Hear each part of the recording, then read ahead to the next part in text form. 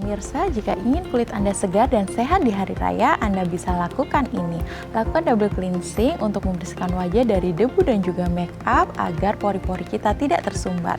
Pakai sunscreen minimal SPF 30 pada siang hari agar kulit kita tidak flek dan juga penuaan dini karena paparan sinar matahari.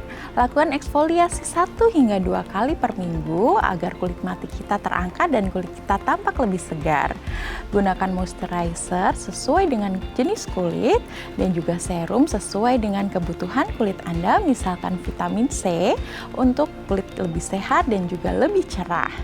Gunakan masker 1 hingga 2 kali seminggu untuk menutrisi kulit Anda agar lebih kelihatan segar.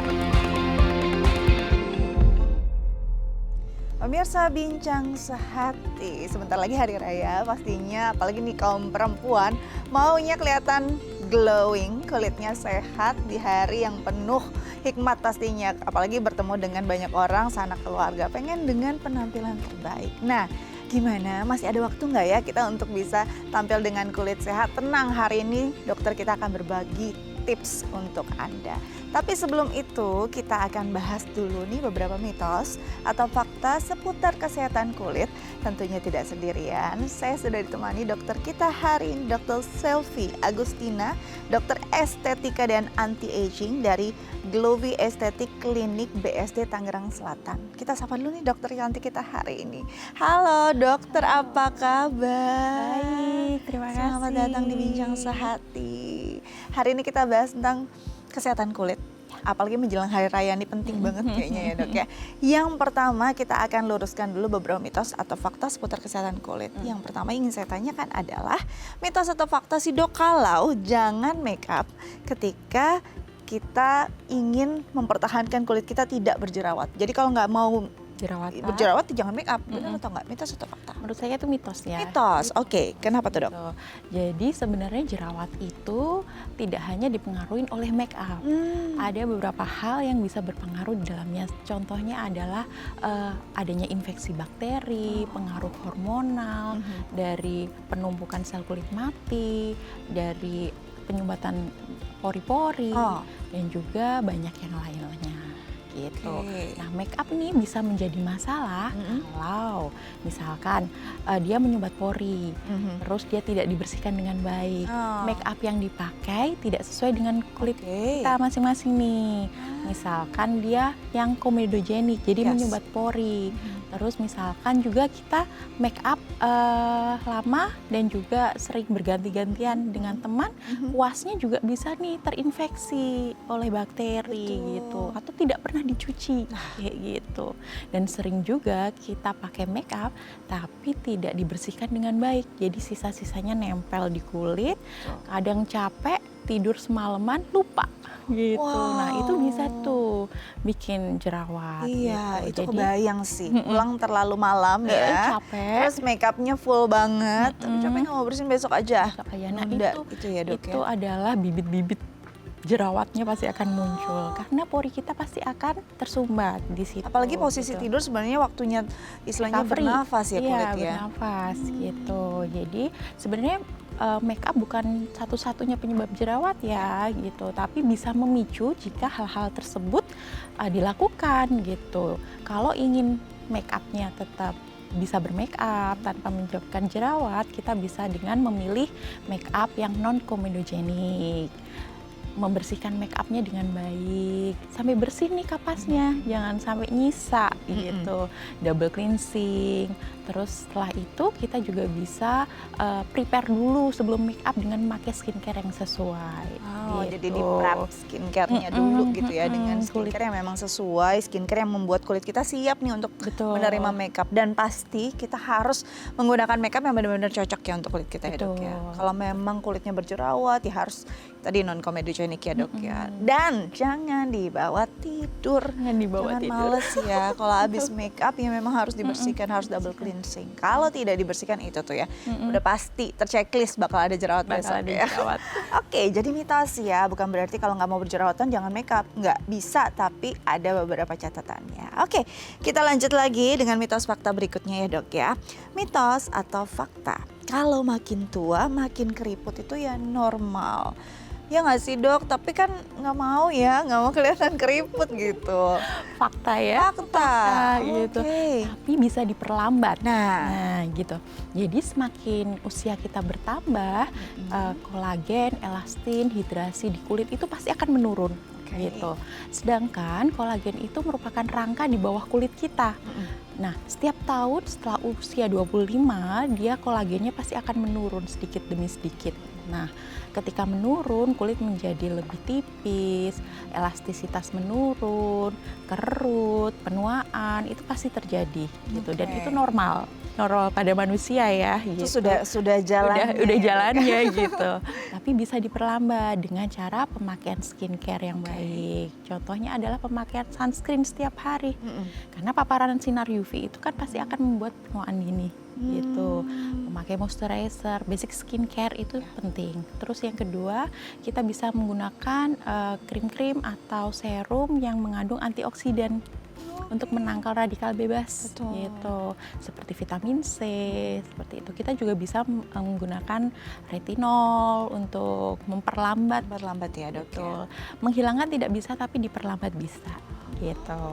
Selain itu, saat ini juga banyak pilihan treatment di klinik untuk memperlambat penuaan. Seperti kita bisa menggunakan laser ataupun ultrasound gitu.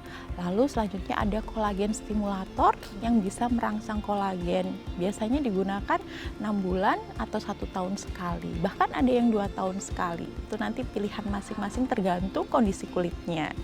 Jadi penuaan atau keriput itu pasti terjadi, tapi bisa diperlambat. Kalau kita sama-sama perawatan, nanti di sama-sama usia misal 50 gitu, pasti tampilannya akan berbeda gitu, yang dirawat dan tidak. Gitu Ya, jadi memang tidak ada usaha yang istilahnya dihianati oleh hasilnya ya. Betul. Kalau usahanya memang bagus ya pasti hasilnya juga akan baik. Dan harus konsisten. Betul, Gitu. jangan hari Sekali ini aja. gitu, sekali ya nggak mungkin lah ya. Memang harus konsisten, komitmennya juga harus benar-benar dilakukan. Kalau enggak ya nanti sayang, skincare-nya banyak tapi akhirnya terbuang karena sudah expired gitu ya. Iya, beli aja tanpa dipakai. Iya betul, itu saya dok. Oke, jadi keriput ya itu sudah suatu hal yang pasti akan terjadi pada kulit kita, tapi bisa diperlambat. Bisa diperlambat. Dan kalau kita maunya kan pas kita tua nanti tetap bisa terlihat bagus, Sehat kulitnya ya andai kata keriput pun tidak terlalu mengganggu begitu ya. Oke, selanjutnya mitos atau fakta. Kulit glowing itu kulit yang glossy. Jadi kayaknya kalau bisa tuh apa ya, bukan lagi glossy-nya gimana ya. Jadi kalau bisa tuh berminyak banget gitu kelihatannya. Dari jauh udah kelihatan ya. Iya, kelihatan banget untuk berkilau, shining, shimmering, splendid gitu ya dok ya. Ini Kalau benar atau nggak mitos atau fakta? Kalau menurut saya itu mitos ya. Mitos, Gitu. oke. Karena kulit yang glowing itu belum tentu glossy gitu. Karena kulit yang glossy itu seperti penumpukan minyak terlalu banyak ya, atau minyaknya berlebih gitu. Sementara kulit yang glowing itu harusnya kulit yang sehat. Hidrasinya baik, jadi kelembapannya cukup, dia elastis, dia kenyal, warna kulitnya rata. Nah, itu. Sedangkan skincare dan juga treatment yang kita gunakan itu membuat kulit kita sehat. Jadi skin barriernya yang dijaga. Kalau skin barriernya bagus, dia kelembapannya bagus, pasti dia akan lebih glowing, sehat terlihatnya, bukan glossy. Kalau glossy itu nanti kesannya dia lebih berminyak, terlalu banyak gitu. Sedangkan kulit yang sehat dia tidak terlalu kering atau tidak terlalu berminyak. Justru gitu. seimbang ya, balance seimbang, ya. balance gitu. Kalau terlalu berminyak kita pakai make up juga luntur, ya kan? Kalau terlalu kering kita juga pakai make up nge-crack gitu. Setuju. Jadi memang bukan dari tampilan yang terlihat berkilauan itu ya dok ya. Betul. Kalau anda kata memang harus berkilau, memang ya sudah senatural-naturalnya saja karena kulitnya balance antara istilahnya terhidrasi dengan baik, tidak terlalu kering, dan ini juga kalau mau istilahnya menambahkan makeup tuh jadi kayaknya senempel gitu ya, ngeblend banget sama kulit kita ya. Oke, jadi bukan berarti siapa yang paling berkilau ya dok ya. Oke, selanjutnya mitos atau fakta, kalau area lipatan kulit hitam akhirnya artinya ada jamur. Jadi kalau ada area-area yang bagian lipatan kulit mungkin di bagian dekat siku gitu ya dok ya, di dalam siku, paha ataupun area-area lain. Ini kalau misalnya menghitam berarti ada jamurnya. Betul atau nggak sih dok? Mitos atau Mitos fakta? dong. Mitos ya. Iya, Apa sih yang mitos. menyebabkan lipatan bisa menghitam? Jadi sebenarnya kita lipatan-lipatan itu banyak yang menghitam seperti leher, Oke. ketiak, paha, atau bagian-bagian yang lain. Betul. Biasanya ini menghitam tidak hanya karena jamur, tapi karena satu, hiperpigmentasi karena iritasi terhadap produk-produk bahan kimia tertentu yang dipakai ya. Nah, yang Apalagi di kedua- area ketiak ya dok Iya, ya. kan sering kita Sering. ganti-ganti gitu Ganti-ganti kan. deodoran atau apapun ya. Gitu. Yang kedua biasanya juga karena penumpukan sel kulit mati. Gitu. Kadang kita kan nggak ngeh ya, area-area lipatan itu jarang kita Betul. bersihkan Ya. gitu. Yang ketiga bisa karena resistensi insulin. Biasanya gula tinggi itu juga bisa, terutama lipatan di leher ya. Iya betul. Gitu. Yang keempat biasanya gesekan. Jadi area tersebut rentan gesekan. rentan gesekan karena kita memakai baju yang terlalu ketat atau celana terlalu ketat, dan itu kan setiap hari ya. Iya. Nah itu, kalau itu infeksi jamur, gejalanya ada gejala penyerta lainnya nih. Contohnya adalah kemerahan, Iya. gatal, lalu kadang ada berbau gitu. Dan kemerahannya pun biasanya berbatas tegas nih gitu, dan dia akan menyebar terus Oke. gitu, melebar. Sementara kalau hanya hitam saja belum tentu itu adalah jamur, bisa jadi seperti yang saya sebutkan tadi di atas gitu. Nah ini menarik nih ya untuk si area hitam di area-area lipatan ya. Yang paling sering tuh pasti ibu hamil. Betul. Itu kenapa dok kalau untuk ibu hamil? Dipengaruhi oleh hormonal. Oh. Itu hormonal ibu hamil biasanya Oke. menyebabkan hitaman biasanya. Nanti setelah melahirkan biasanya akan memudar. memudar biasanya. Nah banyak juga yang akhirnya menggunakan zat aktif ya udah kan bisa mencerahkan ya. Mungkin pakai vitamin C kali ya, serum-serum tertentu di area-area tersebut. Tapi kan biasanya lipatan itu sebenarnya kulitnya juga jauh lebih tipis ya dok ya. Tipis. Boleh nggak sih menggunakan mungkin zat-zat aktif demikian? Boleh-boleh aja, namun harus disertai dengan pengawasan oleh dokter sebaiknya. Apakah zat-zat yang dipakai tersebut aman tidak untuk area lipatan? Karena kalau terlalu keras, dia akan menyebabkan kering sehingga kulitnya jadi iritasi lagi tadi, gitu. Balik lagi. Semakin semakin kering, dia akan semakin iritasi. Makin gitu. teriritasi makin Makin hitam. hitam, Itu gitu. dia, bukannya istilahnya malah mencerahkan, malah akhirnya membuat kehitamannya makin banyak gitu ya dok ya. Itu yang memang harus dengan pengawasan dokter, dan pastikan karena kulit di area tersebut Lebih memang sangat sensitif. tipis, sensitif ya, moisturizernya juga harus jelas ya dok ya. Jadi nggak cuma zat aktif aja. Kalau bisa memang konsultasi dulu deh sama dokter, pakai istilahnya mungkin pakai skincare yang mana gitu ya. Oke, selanjutnya mitos atau fakta kalau kulit yang sehat selalu terasa kenyal. Nah, paling sedih kalau misalnya kita megang terus nggak balik lagi. Ini gimana dok? Kalau menurut saya sebagian besar fakta ya, tapi belum tentu kulit yang sehat hanya kenyal saja, harus disertai dengan syarat-syarat Yang yang lain. lain gitu. Contohnya hidrasinya baik Yes. kayak tadi. Yang kedua ada elastis. Elastis di sini ketika dipegang tadi disebutkan harus kembali ke Harus bentuk kembali. semula, Soalnya gitu. ada yang enggak ya dok? Ya, ada yang enggak. Biasanya kalau kita mulai pegang gini dia harus kembali nih dengan cepat gitu. Yes. Kalau tidak berarti dia sudah tidak elastis kayak gitu. Nah, selain itu seperti tadi bahwa warna kulitnya harus rata. Yes. Gitu. Hidrasinya baik, elastis. Nah, itu syarat-syarat kulit yang sehat. Tidak hanya kenyal saja. Kenyal adalah salah satu tanda aja. Bukan pasti kenyal pasti sehat Yes. gitu. Jadi salah satu aja ya. Kalau terchecklist bagus, tapi yang lainnya juga Harus harus bagus. Nilainya nggak cuma di bagian itu aja. Nggak apa-apa, saya kenyal kok, plumpy kok gitu ya. Tapi bagian yang lain mungkin tidak bisa, istilahnya tidak sesuai standar. Berarti belum masuk kategori kulit yang sehat. Sehat. Perlu ada Betul. istilahnya adjustment lagi Iya, untuk bisa mencapai dan hal dia tersebut ya. Tidak kering, tidak terlalu berminyak, Ya. tidak mudah merah. Itu Betul. juga kulit yang sehat, tidak gampang iritasi. Banyak nih, dari mitos fakta udah banyak banget nih info yang benar-benar berguna untuk kita ya. Nanti kita akan bahas lebih jauh gimana biar nanti hari raya kulit kita glowing. Kita akan bahas tuntas setelah jeda ya. Tetap bersama kami di Bincang Sehati.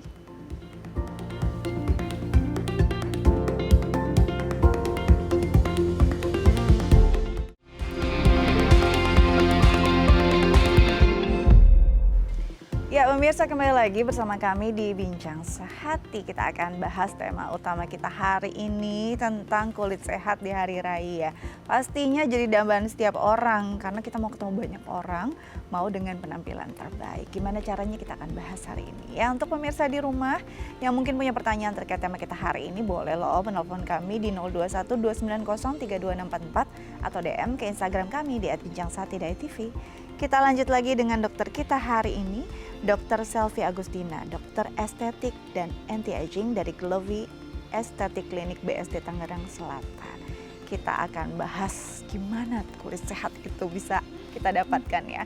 Tapi sebelum itu saya mau tanya dulu, ini mungkin banyak sekali wawasan ataupun edukasi tentang hal ini, tapi kita mulai dari jenis kulit karena masih banyak orang yang menempatkan perawatan kulitnya berdasarkan kulit orang lain gitu ya. Padahal ternyata belum tentu sama loh skincare yang dibutuhkan dan yang memang berguna dan works gitu ya. Kalau kita bicara tentang jenis kulit dok, jenis kulit yang pasti kita tahu adalah kering, berminyak, kombinasi begitu kan ya. Tapi sebenarnya apakah spektrumnya lebih luas dari itu? Ya, biasanya jenis kulit ini paling dasar ya yang harus diketahui kita sebenarnya masing-masing. Karena banyak sekali saya temui di klinik ketika ditanya jenis kulitnya apa gitu, pasti nggak tahu gitu. Nah, padahal kita harus tahu dulu nih jenis kulit supaya treatment atau skincare yang akan kita lakukan ini bekerja dengan bagus gitu. Nah, jenis kulit ini cara pengecekannya gampang sekali sebenarnya, dan ini sebenarnya dari diri kita sendiri yang harus ngecek gitu. Kita biasanya cuci muka dulu, lalu 2-3 jam kemudian kita lihat nih kondisi kulit kita.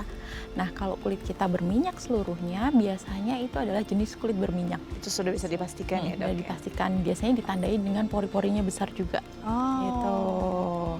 Nah, kalau kulitnya berminyak hanya di daerah T-zone, dahi, hidung, dagu, itu biasanya kombinasi. Karena pipinya normal biasanya. Iya, di bagian sini berarti ya? Iya, betul. Nah, kalau biasanya setelah cuci muka merasa tertarik, kencang seperti itu, biasanya kulitnya cenderung kering.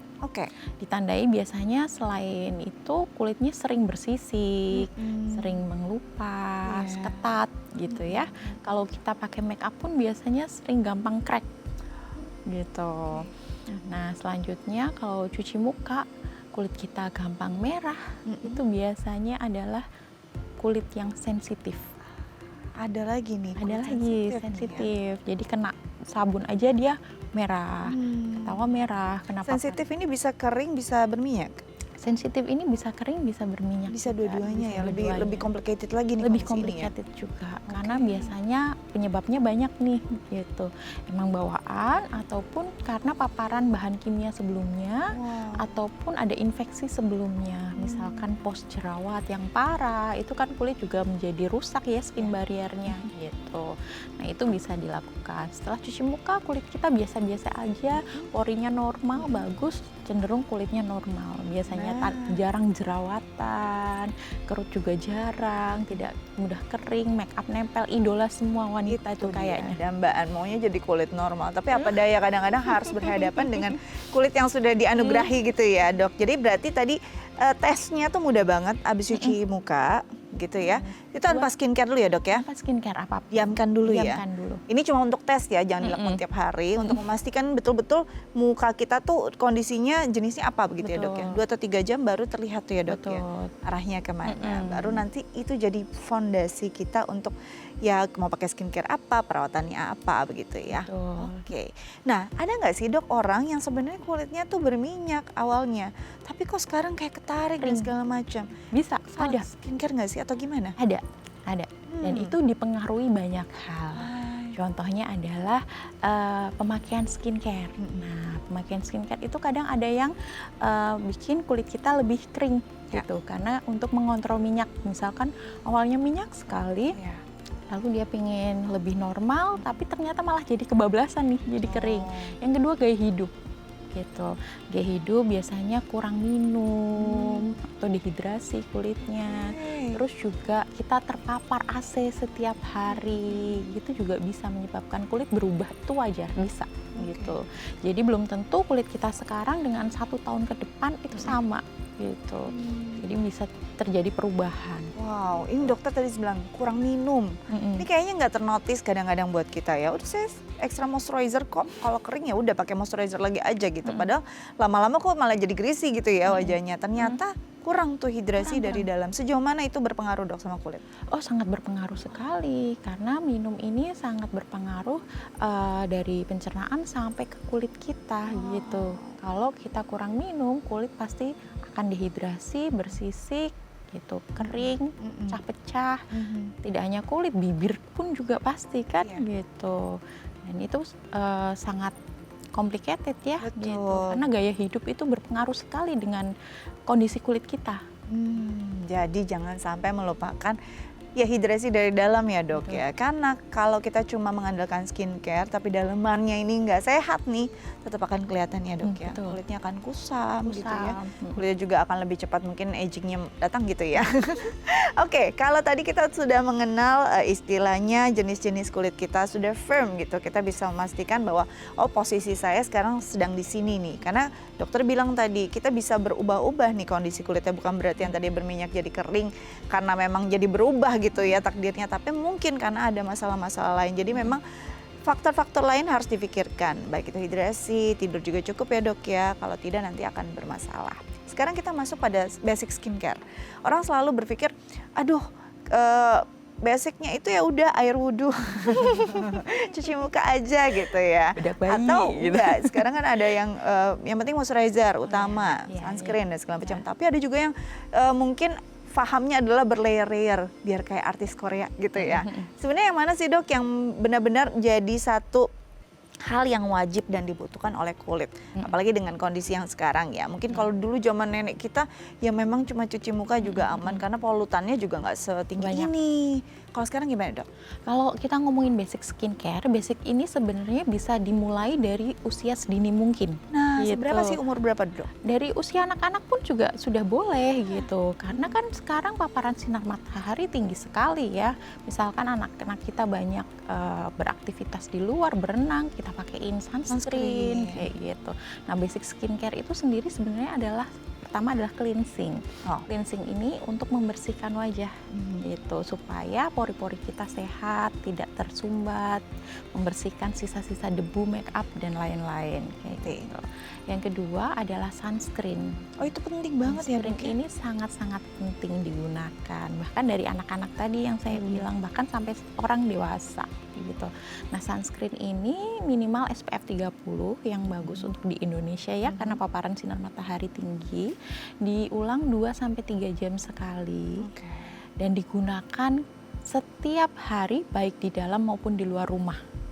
Gitu. Di dalam maupun di luar rumah. Betul. Kadang kita kayak nggak mau lah irit ya. Di dalam nggak ada matahari gitu, tapi ternyata perlu gitu karena sinar matahari menembus kaca. Bahkan di dalam mobil itu paling riskan sekali untuk kita terpapar gitu. Terus yang selanjutnya kita juga masak nih. Masak juga panas nih. Oh iya gitu. dok. Dan yang penelitian terbaru kita juga dari blue light. Blue light ini dari lampu, gadget. Nah, sekarang banyak juga sunscreen yang ada blue light-nya kan. Gitu. Jadi sunscreen sangat penting sekali karena paparan sinar UV terus-menerus itu akan merusak kolagen, menyebabkan flek, penuaan dini gitu. Untuk mencegah itu kita bisa menggunakan sunscreen. Nah, biasanya yang jarang orang lakukan adalah diulang.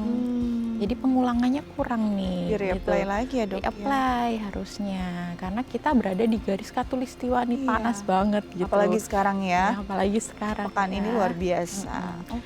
Yang ketiga adalah pemakaian moisturizer. Harusnya dok ya? Harusnya. Moisturizer ini dipakai supaya kita bisa memperbaiki skin barrier atau fondasi kulit, hidrasinya baik kayak gitu. Nah, baik kulit kering maupun berminyak ini bisa dipakai dua-duanya. Itu dia. Tapi cari produk yang sesuai dengan jenis kulitnya. Ini nih. Kalau kulitnya berminyak, cari yang berbahan dasar air gitu atau water base supaya tidak menyumbat porinya gitu. Tapi kalau kulit kita cenderung kering gitu, kita boleh kok pakai yang lebih rich kandungannya gitu supaya hidrasinya lebih maksimal nih gitu. Nah, selanjutnya kalau mau ada tambahan, biasanya kita bisa menambahkan serum misalkan. Yes. Serum bisa dipakai, misalkan vitamin C, dia berisi antioksidan yang untuk menangkal radikal bebas, untuk pencerah dan lain-lain. Atau misalkan kulit kita kering, kita bisa menambahkan serum yang menghidrasi gitu. Jadi serum ini disesuaikan dengan kebutuhan sebenarnya. Kalau cleansing, sunscreen dan moisturizer tadi adalah hal yang wajib, serum ini adalah tambahan yang sebaiknya disesuaikan dengan kebutuhannya apa nih masing-masing kulit gitu. Nah, gimana tata laksana pemakaiannya? Kadang-kadang apa semuanya barengan gitu ya. Nanti kita bahas, tapi usai jeda ya Dok ya. Pemirsa jangan kemana-mana, tetap bersama kami di Bincang Sehati.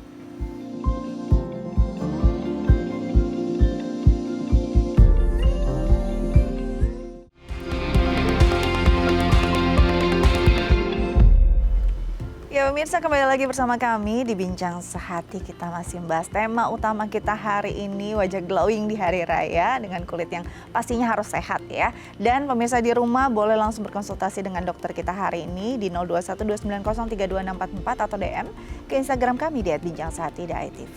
Kita lanjut lagi dengan dokter kita hari ini, Dr. Selvi Agustina, dokter estetik dan anti-aging dari Glowy Estetik Klinik BSD Tangerang Selatan. Tadi kita terjeda pada skincare basic ya, basic skincare apa saja yang perlu memang dilakukan bisa digunakan setiap hari. Tapi kadang-kadang masalahnya adalah ini yang mana duluan ya? Apa dicampur aja? Bahkan ada yang paling pengen cepat instan moisturizer sama serumnya campur-campur aja gitu ya. Terus kalian gitu. Itu kan kadang-kadang kalau salah juga nggak akan bekerja dengan baik. Jadi sebenarnya lapisan mana dulu Dok yang perlu dilakukan gitu? Apakah mulai dari yang mana sampai yang mana? Biasanya itu kita pakai dari cleansing dulu, kita harus bersihin wajah pasti ya Dok ya. Kita kan mandi ya, biasanya pakai sabun wajah dulu supaya kotorannya hilang gitu. Yang kedua biasanya kita bisa pakai toner nih biasanya gitu. Atau selanjutnya kita bisa pakai moisturizer. Biasanya kita urutkan dari yang lebih cair dulu. Yang padat gitu.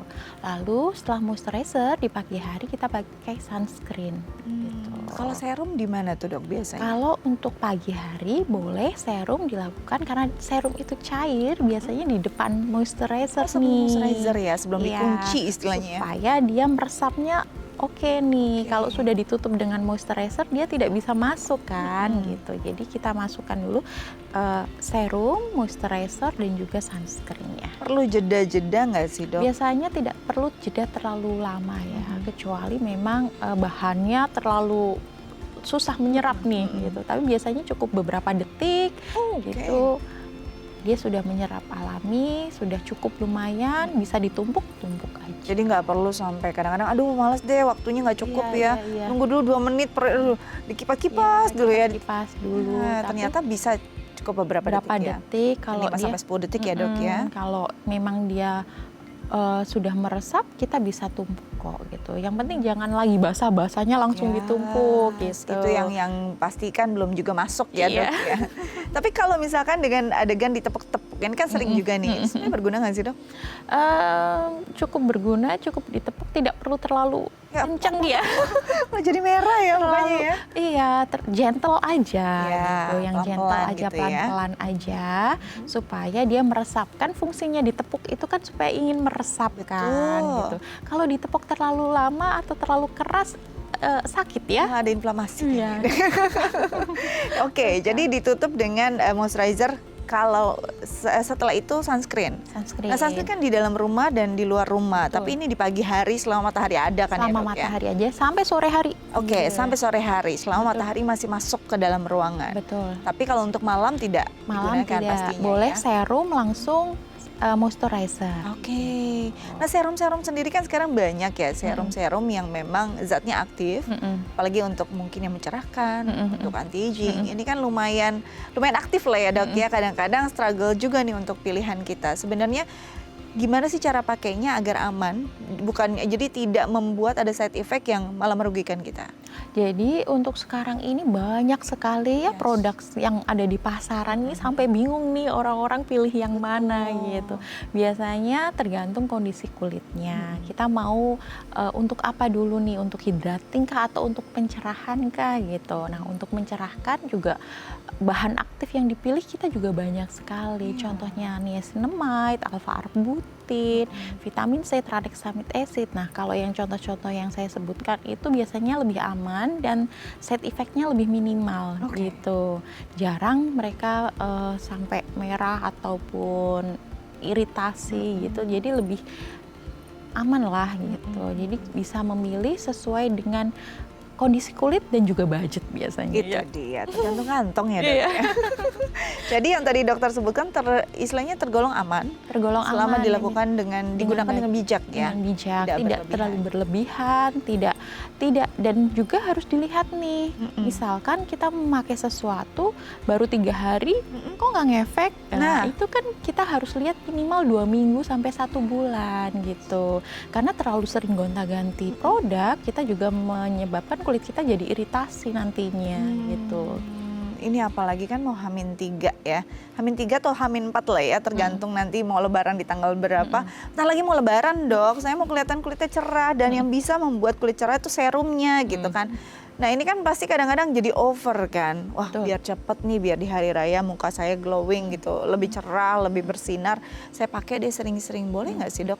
Over treatment ataupun over pemakaian skincare itu sebenarnya kurang bagus ya, karena membuat kulit kita jadi lebih sensitif, kulit kita jadi mungkin ada masa recovery-nya juga gitu. Padahal kita ingin hari H kita terlihat lebih cantik, lebih bagus.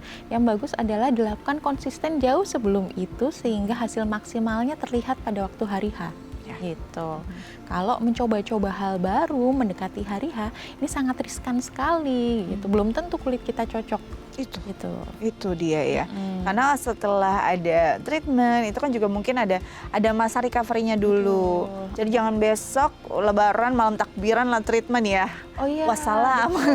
Jangan. Jadi waktunya ini harus diperkirakan nih. Kita mau treatment apa, downtime-nya berapa lama. Nah itu akan mempengaruhi hasil yang akan didapat maksimalnya berapa lama. Nah 3 hari sebelum treatment jangan sampai treatment yang downtime-nya seminggu. Gitu. Nanti kita akan rugi sendiri. Ya, nanti bete lagi sama dokternya ya. Kok nggak glowing malah jadi parah gitu ya dok ya. Over treatment juga jangan dilakukan karena mungkin sebelum-sebelumnya sibuk. Seminggu sebelum hari H ditumpuk semua di hari istilahnya dikumpulkan ya dok ya langsung gitu ya. Nah, itu juga sebenarnya kurang bijak ya. Karena kan kulit perlu recovery, kulit perlu downtime untuk penyembuhan dan biasanya ada masa waktu untuk dia hasil yang maksimal itu setelah berapa hari treatment gitu. Selain itu, yang dibutuhkan sebelum hari H sebenarnya adalah yang satu, dia yang bisa membersihkan pori, terlihat lebih segar. Yang kedua, menghidrasi. Yang ketiga, lebih cerah. Biasanya kan gitu ya. Gitu. Jadi memang pilih treatmentnya yang sesuai dan apalagi nanti kan kita mungkin akan full make up ya. Ya kan make up pagi, make up sore, ke rumah siapa make up lagi. Nah jadi memang harus dipikirkan untuk cleansingnya itu ya dok ya, jangan sampai terlewat. Karena kalau enggak habis lebaran malah jadi breakout. Jadi jerawatan. Oke dok, tadi kalau kita bicara tentang skincare ini memang satu hal yang harus jadi komitmen. Tapi kan jangka panjang ya dok ya. Betul. Kadang-kadang nggak bisa efeknya juga langsung kelihatan di 1 pekan aja belum tentu begitu kan. Berarti ada hal yang bisa mempercepat dan juga support gitu ya selain pemakaian skincare adalah beberapa treatment. Treatment apa sih sebenarnya dok yang mungkin paling common lah bisa digunakan untuk banyak orang? Oke, untuk treatment sebenarnya sebelum lebaran ya, supaya lebih kelihatan cerah, kulitnya sehat, glowing, ini banyak sekali yang bisa menjadi pilihan. Nah, diantaranya adalah kita bisa melakukan facial medis gitu.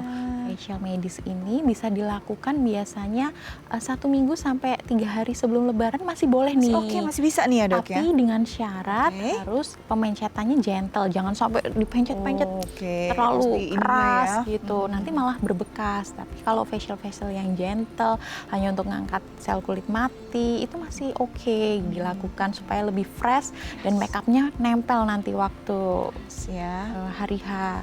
Nah sebelumnya juga 2 minggu sebelumnya kita bisa melakukan seperti laser pencerah, skin booster. Nah, itu bisa dilakukan nih supaya mempersiapkan kulit kita supaya lebih bagus lagi di hari H. Gitu. Nah, sebulan sebelumnya kita bisa melakukan seperti treatment-treatment yang memiliki downtime lebih panjang. Ya. Seperti microneedling, ataupun laser-laser yang agresif, ataupun laser-laser yang base-nya adalah ultrasound. Karena apa? Untuk merangsang kolagen itu perlu waktu. Nggak bisa cepat ya? 4 minggu sampai 8 minggu gitu oke. rangsangan kolagen. Sehingga kalau kita menginginkan hasil yang bagus di hari H, jangan mepet nih untuk treatment-treatment yang downtime-nya agak lama gitu. Jadi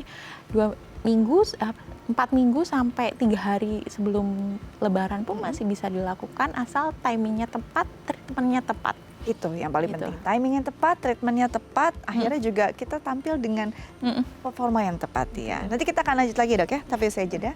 Pemirsa jangan kemana-mana, tetap bersama kami di Bincang Sehat.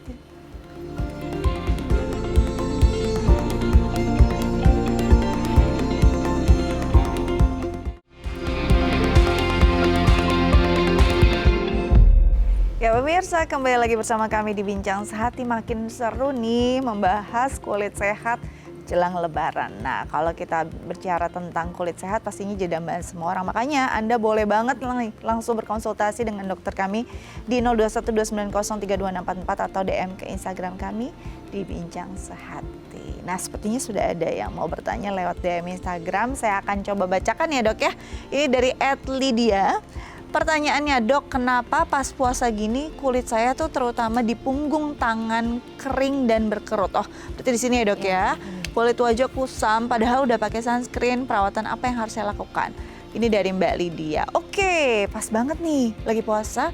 Kok kulit jadi kering ya dok ya? Padahal sering banget wudhu loh, biar adem. Tapi kok malah jadi kering? Apakah ada hubungannya dengan hidrasi yang kurang tadi atau gimana nih dok? Ya, itu hal yang normal dan wajar karena kulit kita dehidrasi. Gitu. Jadi seperti yang tadi kita pernah bahas di segmen sebelumnya bahwa kulit yang dehidrasi, kurang minum, itu pasti akan kering. Gitu. Nah, tanda-tandanya kulit kering bersisik, kusam, terlihat lelah, itu juga bisa. Nah, mensiasatinya adalah satu, pastikan hidrasi kita baik, minumnya cukup.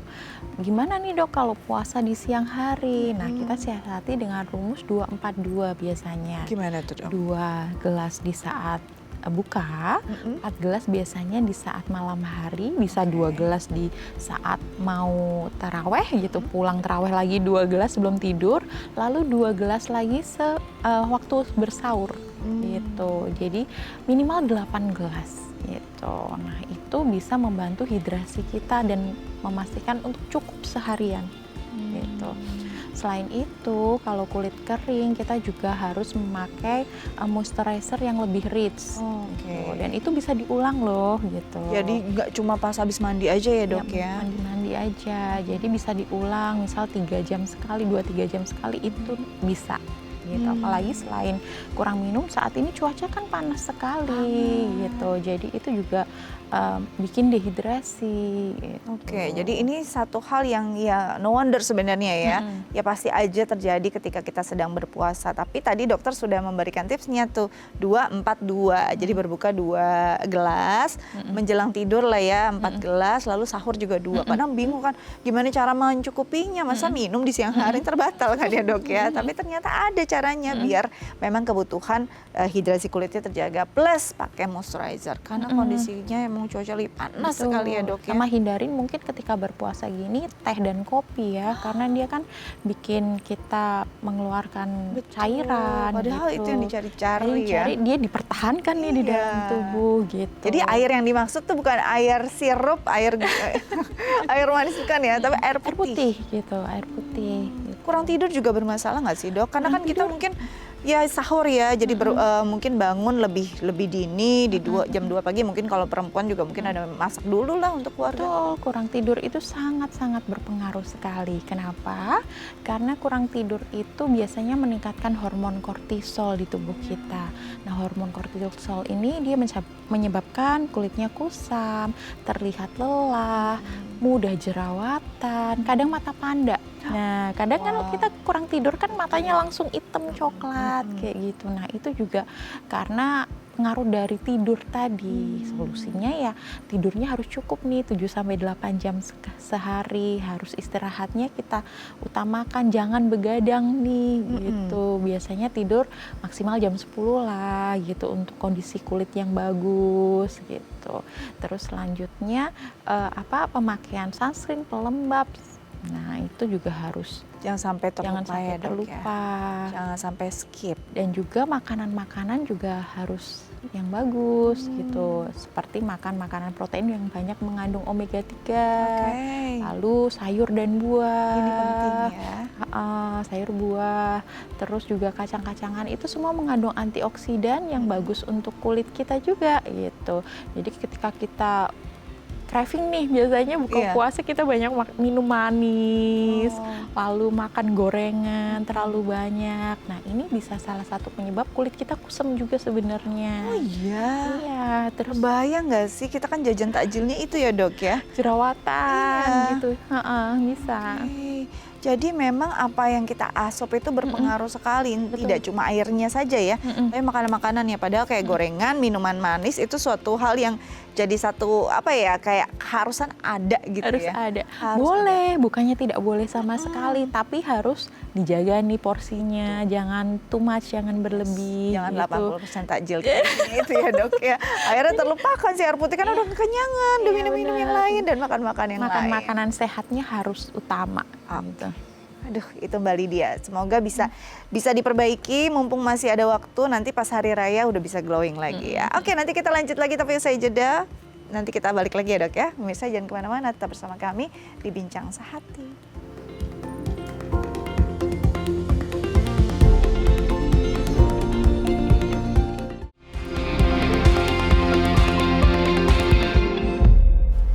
Ya pemirsa, kembali lagi bersama kami di Bincang Sehati, masih membahas tentang kulit glowing, kulit sehat di hari raya, dan masih bersama dengan dokter kita hari ini, Dr. Selvi Agustina, dokter estetik dan anti-aging dari Glowy Estetik Klinik BSD Tangerang Selatan. Oke, tadi kita udah bahas treatment, terus juga bahas skincare. Tapi ini aku mau tanya, Dok, kalau kita habis treatment, kadang-kadang kan bingung ya kapan yang mulai skincarean lagi dengan skincare kita yang biasa, apalagi mungkin ada zat aktifnya begitu kan. Sebenarnya apa yang bisa kita lakukan setelah treatment di hari tersebut? Berarti kan malam kita pakai skincare nih, Dok. Yang paling aman apa tuh, Dok? Biasanya moisturizer aja sih. Hanya moisturizer. Hanya moisturizer aja atau anti iritasi kalau misalkan memang kulitnya treatmentnya agresif gitu. Misalkan sampai berdarah-darah atau sampai luka-luka, itu biasanya cukup anti iritasi atau dengan moisturizer aja cukup biasanya. Itu paling cukup ya, Dok ya. Dan setelahnya besoknya kita bisa pakai moisturizer dengan sunscreen aja. Gitu. Itu biasanya 3-5 hari sih. Nah, setelah itu kita lihat kondisi kulitnya. Jika sudah oke, kita bisa lanjutkan skincare kita kok. Gitu. Karena ini kan menjelang lebaran, mungkin 3-4 hari lagi, saya dia facial nih hari ini. Saya pengen tampil optimal di hari raya. Ya udah, nggak apa-apa pakai lagi mungkin krim pencerahnya atau apapun di besok atau di malam hari, itu sebenarnya sangat tidak dianjurkan ya, Dok ya. Iya, kalau misalkan hanya facial yang gentle aja 24 jam biasanya udah recovery ya. Gitu. Tapi untuk treatment yang lebih agresif biasanya perlu waktu hingga 3 hari. Jangan dipakai krim-krim atau serumnya yang eksfoliasi biasanya gitu. Karena kulitnya sedang masa recovery atau ada masa downtime-nya. Kita tunggu dulu nih sampai kulitnya tenang gitu. Kemerahannya memudar, bekas lukanya menutup gitu. Nah, setelah itu kita bisa pakai lagi nih gitu. Hari keempat biasanya. Untuk kulit-kulit yang sensitif biasanya agak lebih lama lagi, bisa sampai 5 hari gitu. Jadi jangan terlalu terburu-buru untuk segera memakai karena malah efek sampingnya nanti lebih buruk gitu. Itu yang dipikirkan ya, jangan istilahnya kesusu kalau orang Jawa ya. Kesusu maunya tampil langsung shining ya, nggak juga ya. Nanti malah jadi kemerahan, malah ada iritasi. Boleh nggak sih kita istilahnya menutrisi kulit kita dari dalam, Dok? Tadi mungkin yang alami ya kita minum gitu ya. Tapi kan ada banyak orang, oh saya mau kolagen gitu kan. Tapi kayaknya kalau di wajah aja saya mungkin dengan krim atau gel kolagen kayaknya kurang cukup deh. Saya perlu minum gitu ya kandungan-kandungan kolagen. Atau mungkin ada suplemen-suplemen kulit. Boleh nggak sih dan membantu nggak sih, Dok, sebenarnya? Sebenarnya boleh-boleh aja, tapi juga kita lihat kalau kita fokusnya di mana dulu nih. Fokusnya di wajah. Kalau kita pakai yang obat minum, dia kan pasti akan untuk seluruh tubuh kan, gitu. Jadi tidak hanya fokus di wajah. Kalau untuk fokus di wajah, memang lebih bagus adalah pemakaian treatment di luar ataupun pemakaian treatment yang di klinik gitu. Maksudnya di rumah ataupun di klinik. Dan ini dia fokus di wajah, tapi untuk suplemen-suplemen dia sebenarnya juga sangat membantu, tapi tidak hanya fokus di wajah, dia jadi akan seluruh tubuh ya. gitu. Kulitnya jadi lebih lembab, lebih bagus. Banyak sekali kandungan-kandungan vitamin yang ada di pasaran sekarang seperti glutathione ataupun Astaxanthin juga ya, banyak ya, yang untuk menangkal radikal bebas, vitamin C, vitamin E bagus, zinc juga bagus, bahkan vitamin D juga wajib diminum setiap hari. Itu selain daya tahan tubuh, untuk kulit juga dan rambut juga bagus gitu. Dok? Iya, gitu. Jadi untuk mengurangi jerawat, untuk kesehatan kulit, untuk rambut rontok itu pun juga bagus sekali vitamin D gitu. Tapi juga harus konsisten jangka panjang. Nggak bisa nih 3 hari kita pengen efek yang spektakuler gitu. Kan mau menjelang Lebaran ya, Dok ya. Tapi dimulai dulu nggak apa-apa. Ya, gitu. Dimulai dulu nggak apa-apa vitamin-vitamin tersebut. Cuma jangan over nih gitu. Dan kita pastikan bahwa obat-obatan tersebut aman. Gitu. Aman dalam artian dia sudah terregis resmi gitu, tidak sembarang minum, dan yang perlu digarisbawahi bahwa minuman-minuman tersebut adalah yang rendah gula gitu.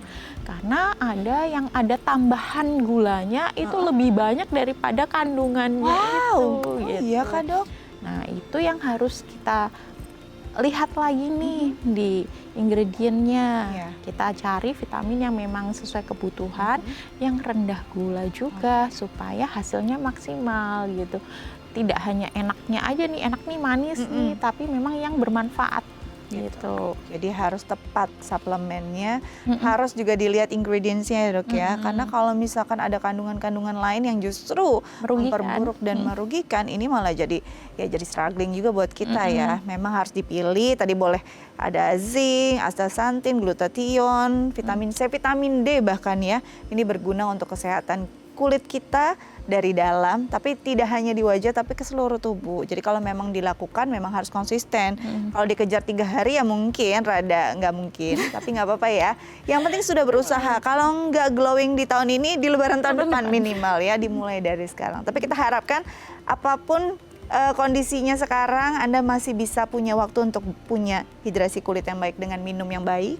Betul. Ya, tidur yang cukup menjelang hari raya karena itu penting. Percuma begadang di malam, besoknya juga pasti nggak fresh kulitnya ya, Dok ya. Dan pastinya tips-tips dari dokter tadi, yaitu skincare, perawatan, treatmentnya juga harus tepat, dan downtime-nya juga harus dipikirkan. Oke, dokter, thank you. Terima kasih. Sudah hadir di Bincang Sehati. Semoga ini jadi satu tips yang berguna untuk para perempuan Indonesia ya, untuk bisa punya kulit sehat di hari raya. Oke, pemirsa, itu dia. Semoga berguna untuk Anda.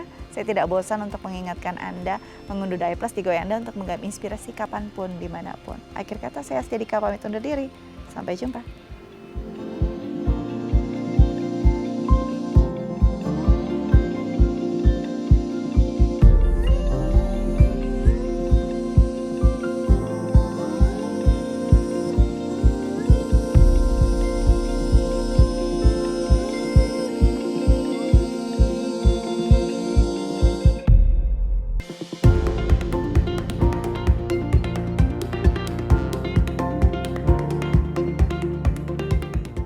Kapan gigi terinfeksi harus dicabut atau dirawat syaraf? Nah, gigi infeksi itu ada keparahannya. Kalau masih di pembuluh darah, masih bisa dilawat syaraf. Jadi yang dirawat hanya syarafnya aja, giginya tidak perlu diambil. Tapi kalau sudah terlalu parah, bahkan sampai sisa jaringan giginya terlalu sedikit, maka mau nggak mau harus dicabut. Nah, sekarang kapan sih itu masih bisa dirawat syaraf dan kapan itu harus dicabut? Kalau infeksinya itu masih ringan, atau karena trauma atau benturan, itu bisa langsung dirawat syaraf. Jadi nggak perlu langsung dicabut. Tapi kalau sudah goyang atau derajat keparahannya sudah tinggi atau bahkan sisa jaringan giginya udah tinggal setengah atau kurang dari setengah, biasanya itu akan dicabut karena kalau dirawat pun biasanya tidak akan bertahan lama. Nah, segera periksakan gigi kalian ke dokter gigi. Semoga sehat selalu. Ya pemirsa, sebelum kita mulai acara kita hari ini, saya mewakili tim Bincang Sehati dan juga Daya TV yang mengucapkan selamat Hari Raya Nyepi 2026, Tahun Baru Saka 1948. Semoga kedamaian selalu menyertai kita semuanya. Untuk Anda semua yang merayakan Hari Raya Nyepi untuk umat Hindu di seluruh Indonesia. Dan juga untuk Anda umat Muslim yang sedang perjalanan atau akan merayakan Idul Fitri, juga selamat merayakan Idul Fitri bersama keluarga di rumah tercinta ya. Oke, kalau kita berbicara tentang tema kita hari ini seputar gigi, nah ini juga relate ya sama kegiatan kalau di hari raya biasanya orang sering makannya enak, quote enak gitu ya, entah manis dan lain sebagainya. Nah salah satu yang mungkin harus diwaspadai adalah kalau semisal gigi Anda udah mulai berlubang nih ya, kayak makan yang manis gitu, itu kayak aduh gitu ya, rasanya itu sangat luar biasa. Nah jangan sampai gigi yang bolong gitu ya, ini juga bisa berbahaya karena bisa mengalami namanya infeksi gigi. Nah apa yang bisa menyebabkan kenapa seseorang mengalami infeksi gigi dan bahayanya di tubuh kita ini seperti apa, inilah topik yang kita bahas hari ini. Tapi sebelum bahas itu, kita akan bahas terlebih dahulu beberapa mitos atau fakta seputar kesehatan gigi yang ada di rongga mulut kita. Nah untuk membahasnya telah hadir bersama kami di studio Bincang Sehati ada Dr. Gigi Munarsetyo Adi, dokter gigi dari Rumah Sakit Permata Depok. Selamat pagi dok, apa kabar? Baik. Sehat ya dok ya? Sehat. Seneng banget nih kalau ngobrol sama dokter Tio nih ya. Dok, ini kan kebetulan ini Hari Raya Nyepi, tuh kemudian bentar lagi juga Hari Raya Idul Fitri gitu ya. Pasti banyak orang yang makan enak ya, manis dan lain sebagainya. Salah satu tantangan mungkin bagi mereka yang makan manis terutama itu kalau giginya berlubang. Dan akhirnya karena capek keliling silaturahmi, malam nggak sempat sikat gigi. Wah, akhirnya habit itu dari sehari 2 hari akhirnya ke bawah. Nah ini kan bisa berbahaya. Nanti kita bahas infeksi gigi ya dok ya. Kenapa akhirnya infeksi gigi ini bisa berbahaya untuk kesehatan tubuh kita. Kita bahas mitos fakta dulu dok. Yang pertama, ini sering, ini kayaknya dari saya TK, SD sampai sekarang orang pikir kalau cabut gigi atas itu bisa berbahaya. Karena apa? Karena bisa bikin buta. Karena katanya ada persarafan lah apa segala macam yang nyambung ke mata. So once ada gigi kita dicabut, sarafnya lepas, waduh, copot, putus, mata jadi buta. Betul nggak? Untuk mata buta atau tidak sudah pasti mitos. Karena memang di badan kita ada syaraf, tapi syaraf satu dengan yang lain itu berfungsinya berbeda-beda. Jadi tidak berarti yang satu yang rusak akan langsung berdampak ke yang lain, kecuali sifatnya infeksi atau ada faktor dari luar. Tapi kalau dari organ syarafnya sendiri itu bekerja sendiri-sendiri. Bahkan nggak usah jauh-jauh sampai mata. Kalau ada masalah di satu gigi, belum tentu ada efek di gigi sebelahnya. Kan jauh lebih dekat. Nah itu pun tidak serta-merta dia jadi rusak sebelahnya, atau akhirnya gigi-giginya rusak semua. Jadi kalau memang ada permasalahan di satu syaraf gigi, dia biasanya perjalanannya akan ke sekitarnya dulu, nggak langsung tiba-tiba sampai ke mata. Jadi kalau masih ada yang takut dan masih berpikir, oh nanti matanya bisa kena, itu mitos yang benar-benar tidak bisa dibenarkan lah. Mungkin gini dok, orang tuh kepikiran, oke ini mitos gitu, tapi dulu tuh mungkin orang kan ada yang ekstrim ya dok ya gitu. Dulu mungkin masyarakatnya belum begitu mengenal dunia kedokteran, sehingga banyak tuh yang kayak, giginya goyang di atas, udah ditarik pakai pintu itu, pakai bendutan gitu. Ya kan? Iya. Karena ekstrimnya tok gitu, mungkin sakit gitu, atau itu bahaya nggak sih dok? Sebenarnya kalau giginya sudah goyang, itu masih tidak masalah. Biasanya banyak dilakukan di anak kecil. Karena waktu giginya sudah mau ganti gigi dewasa, kan udah goyang sekali tuh. Kemudian anaknya kalau diajak ke dokter gigi takut. Akhirnya orang tuanya berpikir, apa saya cabut sendiri saja. Sebenarnya nggak ada masalah. Cuma kalau cabut sendiri, balik lagi yang kita mau jaga kan supaya tidak terjadi infeksi. Karena kan kalau giginya dicabut pasti ada yang luka.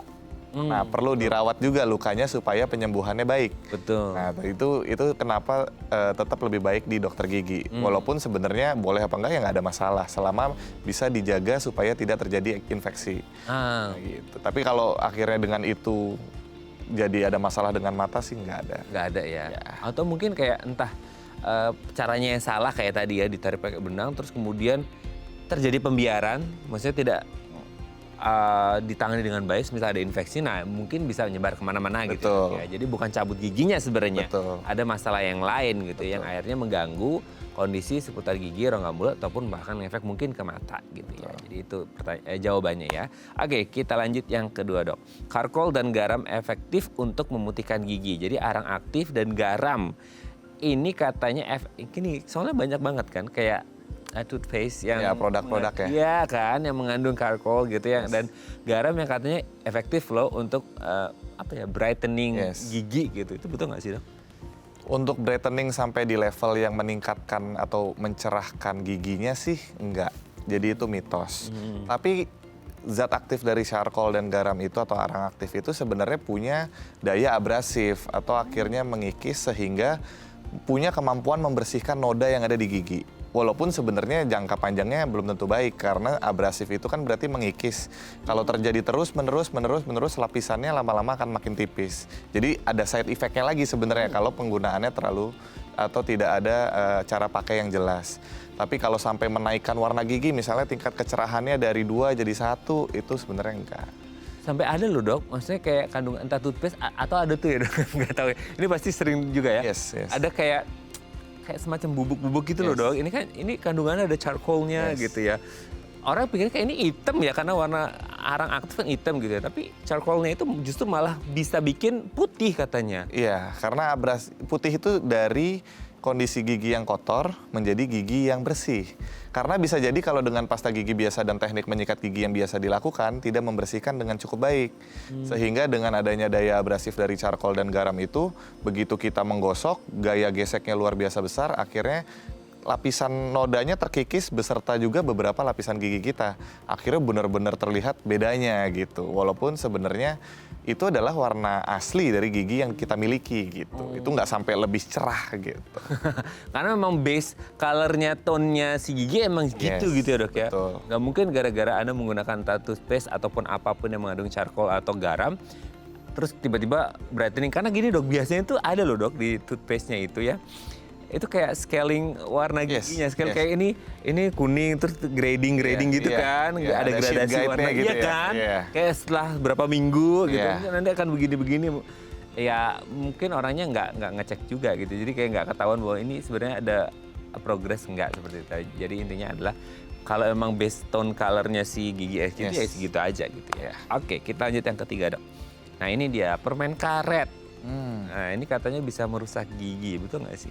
Permen karet bisa merusak gigi, ini tergantung dari permen karetnya. Oh, beda-beda. Jadi kalau permen karetnya memang permen karet yang biasa dijual di pasaran yang kadar gulanya cukup tinggi, memang punya potensi untuk merusak gigi kita.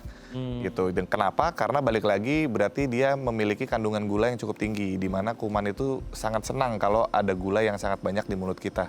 Tapi ada beberapa jenis gula yang kuman itu nggak cocok istilahnya. Jadi biasanya ada beberapa permen karet yang dia menulisnya ada kandungan xilitol. Nah, xilitol pada permen karet itu di kita itu membuat permen karetnya lumayan nyaman lah atau untuk dikonsumsi itu lumayan tetap enak. Tapi kuman tidak terlalu suka terhadap gula normalnya itu. Tapi kalau permen karet yang biasa untuk anak-anak yang ada di warna-warni itu biasanya gulanya gula normal, gula biasa. Jadi kuman juga cenderung lebih suka dan kalau tidak dibersihkan dengan baik malah giginya jadi berlubang atau rusak. Akan lebih jadi masalah nggak kalau semisal udah lama makan permen karet kayak tadi yang gula itu ya, anak-anak itu, terus giginya juga ada bolong dan lain sebagainya? Ya, jadi kalau permen karetnya memang yang menggunakan gula yang normal pada umumnya, dia akan jadi fakta, dia bisa merusak gigi. Tapi kalau permen karet, sekarang kan teknologi semakin canggih, jadi sudah diteliti lebih lanjut, oh kuman nggak terlalu cocok sama yang ini. Tapi manusia masih suka-suka aja, nah makanya dibuatlah ada kandungan xilitol, di mana sebagai manusia tetap bisa merasakan enaknya, tetapi kuman tidak terlalu agresif di situ. Gitu. Oke. Tapi ketika ada kandungan xilitolnya itu dia taste-nya beda nggak sih dok? Sama kan orang tuh ngarah permen karet itu selain karena bisa melembungin gitu ya, itu karena manisnya kan. Itu manis dari xilitolnya. Jujur, saya bukan pengkonsumsi permen karet. Jadi sebenarnya kalau opini pribadi saya tidak terlalu bisa membedakan, tapi harusnya mungkin akan ada bedanya sedikit. Tapi ya harusnya tetap better daripada permen karet yang tidak ada kandungan gula sama sekali. Gitu. Tapi tidak harus yang minty-minty gitu, nggak harus ya dok ya? Itu preference flavor diri sendiri aja ya, karena itu ya. rasakan. Oke dok, kita lanjut yang keempat ya. Nah ini dia, ini sebenarnya kan satu hal yang baik untuk dilakukan itu flossing gitu ya, dental flossing. Tapi banyak orang yang kayak maju mundur dok. Satu, karena mungkin orang agak ngilu, itu yang pertama. Terus kedua, dok kalau di flossing terus nanti renggang dong giginya. Betul nggak sih atau gimana? Itu kalau sampai gigi renggang ya, jatuhnya mitos. Kecuali flossingnya talinya pakai tali tambang mungkin, yang kuat gitu ya. Karena satu, gigi kita ini kan tertanam di tulang. Jadi pada dasarnya jangankan flossing, kita mengunyah aja beban kunyah tuh bisa 10 kilo gitu, kurang lebih. Berat beban kunyah kita itu. Itu aja gigi kita nggak kemana-mana gitu. Apalagi cuma flossing yang pada dasarnya benangnya tipis, kita juga nggak menggunakan tenaga yang banyak, dan pemakaiannya cuma sebentar. Jadi harusnya tidak akan ada efek signifikan pada gigi kita. Asalkan teknik flossingnya sendiri juga dipelajari dengan baik dan benar saja gitu. Flossing gini dok, kan ke tingkat apa ya, ke padatan gigi kan setiap orang beda-beda ya. Ada yang rapi, ada yang ada renggang dikit-dikit, ada yang berjejal dan lain sebagainya kan gitu. Nah sebenarnya beda nggak sih dok untuk yang agak renggang nih, kayaknya bisa nyampe tuh benang dental flossingnya itu sampai di apa rahangnya gitu ya, atau di gusinya gitu. Di dalam atau, gitu ya, masuk lebih dalam gitu ya. Atau kan ada yang sempit banget ya, paling cuma 20-30% antara sela gigi.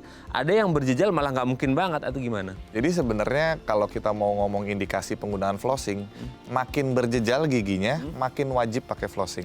Justru dengan kondisi gigi yang renggang-renggang, potensi untuk makanan itu nyangkutnya susah dibersihkan tuh semakin kecil. Bahkan mungkin dengan sikat gigi yang baik dan benar aja, ya sudah sangat cukup. Tapi di mana kondisi sudah mulai rapat, apalagi sampai berjejal, sikat gigi pasti bulunya sangat sulit. Apalagi kita kan, apalagi gigi belakang gitu ya, itu kebanyakan pasti pakai feeling waktu menggosok. Kayaknya udah bersih nih gitu. Jadi untuk meningkatkan tingkat kebersihannya bisa menggunakan flossing tadi gitu. Oke. Tapi harus sampai ditekan-tekan gitu nggak sih dok? Kayak biar sampai bawah gitu? Nah jadi sisa makanan atau plak yang kita biasa pakai bahasanya tuh plak, itu nggak keras. Jadi bulu sikat pun juga yang lembut pun dia akan lepas. Kalau dia udah keras dia udah berubah akan menjadi karang gigi. Jadi kalau plak, sisa makanan itu pasti asal dia tersentuh, pasti lepas. Makanya begitu sisa makanan itu tidak tersentuh oleh sikat gigi, makanya adalah yang namanya flossing. Karena kita berharap dengan adanya flossing itu dialah yang menyentuh sisa makanan yang terselip tadi gitu. Oke, jadi kalau bisa flossing ya, tapi jangan extra power ya dok ya. Betul. Karena flossing itu gunanya untuk mungkin ngebantuin sikat gigi untuk menjangkau tempat-tempat yang ada plaknya gitu ya. Betul. Plaknya kan masih yang apa dok, moist ya, masih soft ya, lunak, lunak gitu kan. Tapi kalau karang gigi ya itu bukan kerjanya flossing, itu beda lagi ya, scaling ya. Oke ya, kita lanjut yang terakhir dok. Gigi berlubang itu pasti kerasa sakit, entah yang kecil atau malah yang gede pasti gitu. Pasti akan terasa sakit nggak sih dok?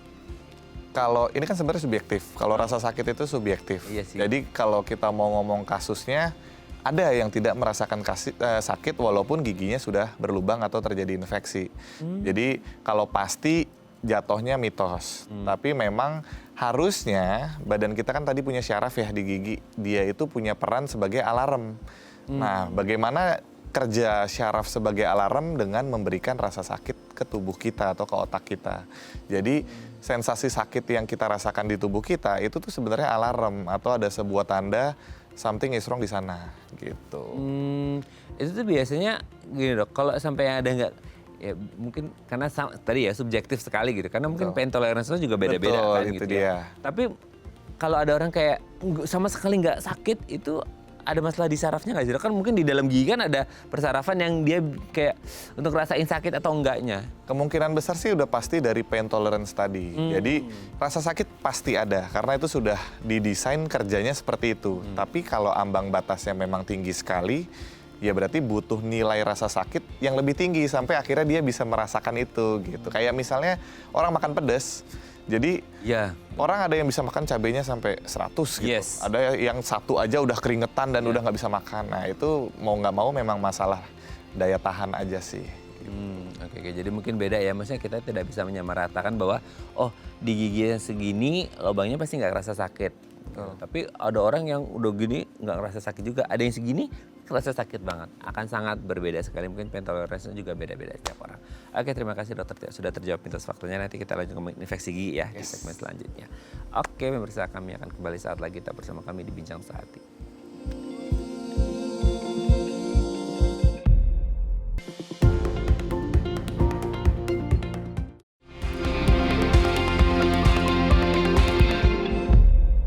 Baik, masih bersama kami di Bincang Sehati dan kita masih membahas sama kita hari ini seputar infeksi gigi, apa yang bisa menyebabkan dan gimana cara mengatasinya. Nah, kalau Anda punya pertanyaan seputar tema kita hari ini, boleh ya tanya-tanya di 0212903244 atau di Instagram kami di @bincangsehati.tv. Kita masih bersama dengan Dr. Gigi Munar Setiadi dari Rumah Sakit Permata Depok.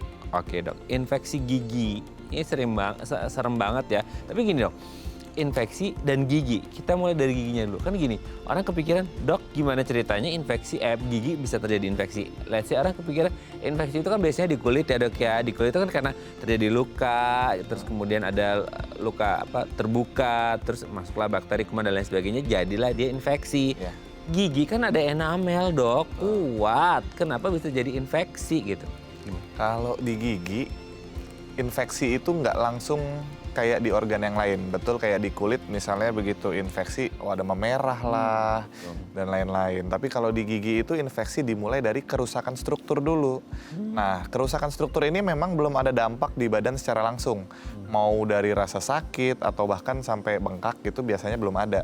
Tapi sudah terlihat dari struktur giginya. Entah itu ada noda coklat tua atau ada kehitaman atau bahkan akhirnya sudah mulai terasa kasar. Yang lebih parah udah jadi lubang. Jadi maksudnya dengan mata biasa pun kita udah lihat itu ada lubang. Nah itu adalah bentuk perjalanan infeksi atau proses infeksi itu terhadap gigi kita gimana perjalanannya. Nah tapi kenapa gigi itu diinfeksi sih sama kuman? Nah, itu. Karena balik lagi di dalam gigi kita itu ada pembuluh darah. Jadi gigi kita ini juga organ loh gitu. Jadi kuman juga punya senjata yang bisa merusak enamel. Makanya walaupun enamel itu bagian yang sangat keras di tubuh kita, tapi dia juga tidak luput dari kerusakan. Nah, kuman itu bisa merusak gigi kita dengan mengeluarkan gas. Jadi gas yang asam yang kuman punya itu bisa merusak struktur enamel kita kalau jumlahnya berlebihan. Jadi sebenarnya yang bisa dikontrol tuh jumlahnya, bukan kumannya yang harus dieliminasi. Jadi itu yang kita coba cegah supaya kumannya itu terkontrol, supaya giginya jadi lebih aman gitu. Oke, dok, berarti mengontrolnya itu kan dengan load kuman yang begitu banyak itu gara-gara higienitas di mulut kurang atau gimana sampai bisa numpuk gitu? Bukankah katanya memang di mulut itu ada gitu?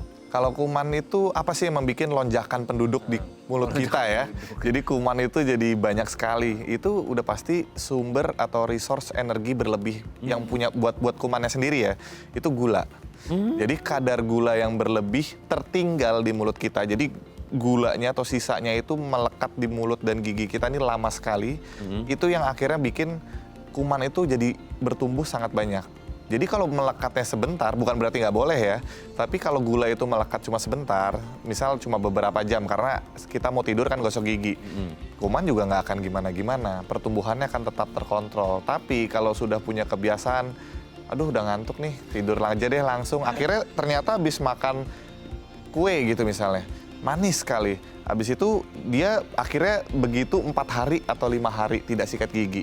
Nah, kuman pasti akan sangat senang sekali dan akhirnya pertumbuhannya juga akan banyak sekali gitu. Dia tidak bisa terflush dengan air minum kayak apa gitu dok?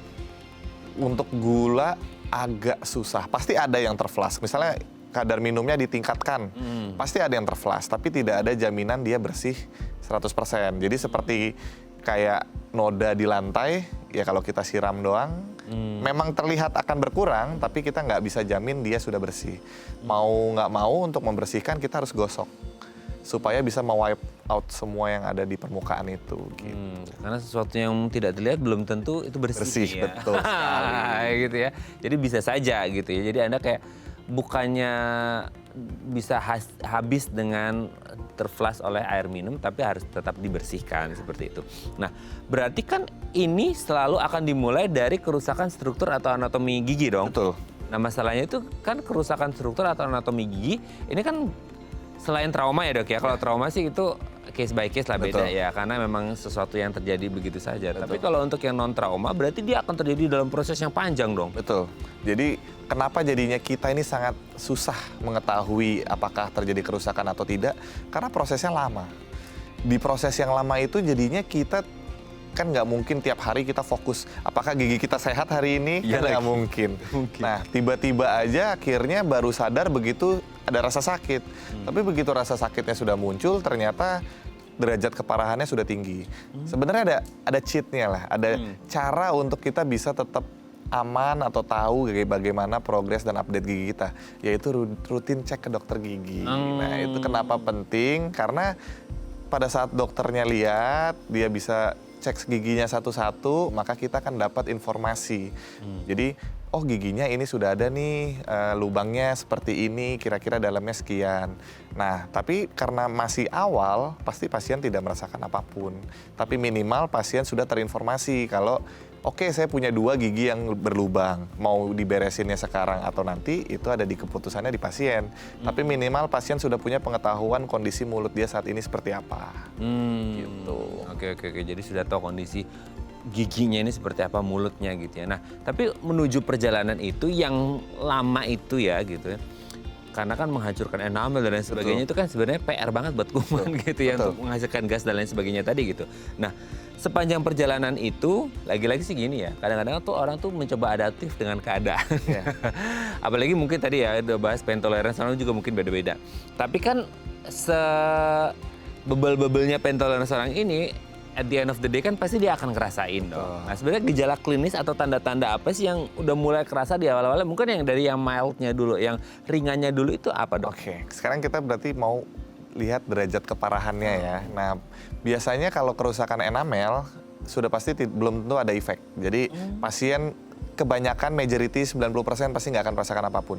Kenapa? Karena di lapisan enamel itu tidak ada ujung syarafnya. Tapi kalau sudah masuk ke lapisan kedua, sudah masuk ke lapisan dentin, jadi enamelnya udah punya akses kuman dari enamel, akhirnya tembus ke lapisan kedua, ke lapisan dentin.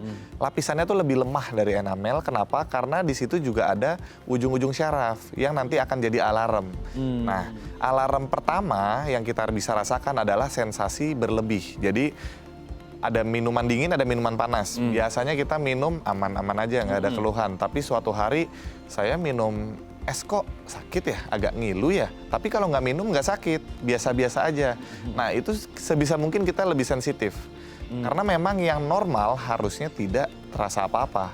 Jadi begitu ada sebuah makanan atau beberapa makanan yang akhirnya menimbulkan keluhan, kita boleh cek gitu. Kira-kira apa nih? Kok udah berbeda nih gitu. Jangan tunggu sampai akhirnya nggak bisa tidur, atau pipinya bengkak, atau nggak bisa gigit. Nah itu biasanya udah lebih ekstrim. Nah nanti penjalarannya akan lebih parah seiring dengan kerusakan giginya tadi gitu. Oke. Dan itu pasti prosesnya panjang dan harusnya orang itu engah gitu ya dok ya.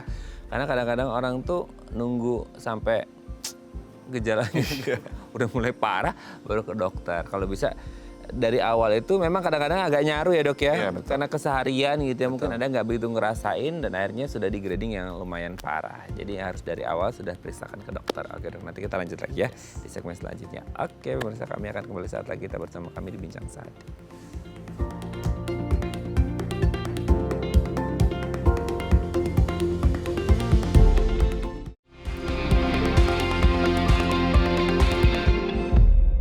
Baik, Anda masih bersama kami di Bincang Sehati dan kita masih membahas tema kita hari ini seputar infeksi gigi. Kalau Anda punya pertanyaan seputar tema kita hari ini, boleh ya tanya-tanya di 021-290-3244 atau DM Instagram kami di @bincangSehati.tv. Kita masih bersama dengan Dr. Gigi Munar Setiadi dari Rumah Sakit Permata Depok. Oke dok, kalau gini, selama ini kan kita identik, kalau ya tadi sempat bahas infeksi gigi kan notabene gigi yang berlubang. Dimulai salah satunya kan di situ gitu ya. Karena ada kerusakan anatomi atau struktural dari si gigi ini sendiri. Nah, selama ini kan kita selalu mengenal gigi berlubang itu khusus untuk gigi yang belakang ya gitu. Karena dia ada ceruknya lah seperti itu sehingga mudah kayak plak-plak tersisa di situ gitu. Berarti kalau kita ngomong infeksi gigi, apakah hanya bagian gigi belakang saja atau gigi semua gigi, even dari depan juga bisa atau gimana? Iya, jadi kuman kan nggak milih-milih tempat ya. Jadi sebenarnya dia semua gigi, mau yang aneh, mau yang normal, itu punya resiko yang sama. Cuma balik lagi, gigi depan kenapa sih case-nya terlihat lebih sedikit gitu ya. Gigi belakang kayaknya gampang banget rusaknya.